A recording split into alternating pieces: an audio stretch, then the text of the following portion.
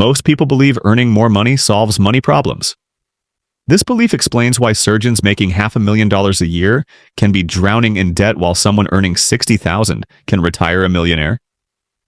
The difference has nothing to do with intelligence, willpower, or even income level. It comes down to understanding one principle that completely changes how money behaves once it enters someone's life. By the end of this video, that principle will be clear, and the gap between what most people do with money versus what actually builds wealth will make perfect sense. This isn't about budgeting tips or spending less on coffee. This is about the fundamental mechanism that separates those who accumulate wealth from those who don't, regardless of how much they earn. The principle is this: money only grows when it stays put long enough to reproduce itself. Everything else is just income trading time for dollars, over and over, with no compounding effect. The wealthy don't think about money as something that gets spent after it's earned. They think about money as something that must be deployed into systems that generate more money without additional labor. This is not a mindset shift. This is a structural difference in how capital gets used. Here's what happens in the typical financial life. Someone gets a raise, income goes up by 10 or 20%. Within a few months, spending rises to match: a nicer apartment, a better car, meals out more often, clothes that fit the new income bracket. This is called lifestyle inflation, and it operates silently in the background of nearly every household. The problem isn't the spending itself. The problem is that the extra income disappears into consumption before it has any chance to compound. The person earns more, but their net worth stays flat because none of that additional money ever gets assigned a job beyond immediate use. Now compare that to what happens when someone earns the same raise, but immediately redirects the increase into assets that generate returns.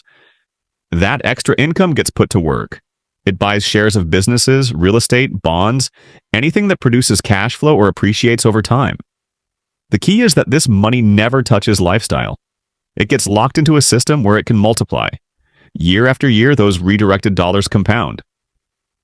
After 10 years, that raise has turned into a portfolio generating its own income. After 20 years, the portfolio might be producing more annual income than the original salary. The difference between these two paths isn't discipline or sacrifice. It's whether money gets trapped in a consumption loop or placed into a growth cycle. Most financial advice focuses on the wrong question. It asks how to save more or spend less. But the real question is what happens to money after it's saved. Sitting in a checking account, money does nothing. Sitting in a low-interest savings account, it barely keeps up with inflation. The wealthy understand that saved money is just the starting point. The next step is deployment. Money must be moved into vehicles where it earns a return, and that return must be reinvested so the base grows larger each cycle. This is compounding, and it only works when money stays in the system long enough for the exponential curve to take effect. Time is the missing variable in most people's financial equation. They think about money in terms of months or years. The wealthy think in terms of decades. A portfolio growing at 8% annually doesn't feel dramatic in year 1 or even year 5. But by year 20, that same portfolio has more than quadrupled. By year 30, it's 10 times larger. The difference isn't the rate of return.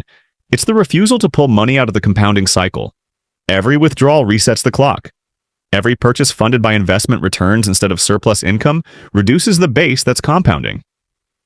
Wealth is built by people who let their money sit and work, uninterrupted, for decades. Debt operates as the inverse of this process. Instead of money compounding in someone's favor, it compounds against them. A mortgage, a car loan, credit card balances, these are all systems where someone else's money is compounding at their expense. The borrower pays interest, which funds the lender's compounding cycle. This is why the wealthy avoid consumer debt entirely and use leverage only when the borrowed money produces returns higher than the cost of the debt itself. The average person finances consumption. The wealthy finance cash-flowing assets. One system drains wealth over time. The other builds it. The rule is simple, but the execution requires a complete reversal of how most people interact with money. Earned income is not for spending up to the limit of what's available. It's for covering necessities and then systematically feeding capital into systems that grow without further input. The goal is not to feel rich now. The goal is to build a structure where money generates more money, independent of labor, until the system produces enough to cover all expenses indefinitely. That's financial independence, and it has nothing to do with earning a high salary. It has everything to do with keeping money in motion inside growth vehicles instead of converting it into depreciating goods and temporary experiences. This is how money really works. Schools don't teach it because the education system wasn't designed to produce wealth builders. It was designed to produce workers.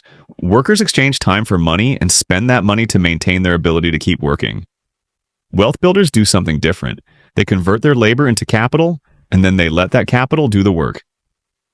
Everything changes once that distinction becomes clear. For more explanations on how the top percent structures money, systems, and time, subscribe to Compound Axis.